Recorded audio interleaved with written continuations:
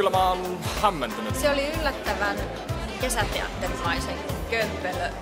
Mä sanoisin, että iso osa sitä kokonaisuutta on se vastaanotto, että minkälaisia reaktioita tämä elokuva tai TV-sarja herättää. Ja ne reaktiot saattaakin jo sitten kertoa jotain siitä, että minkälainen maa Suomi on.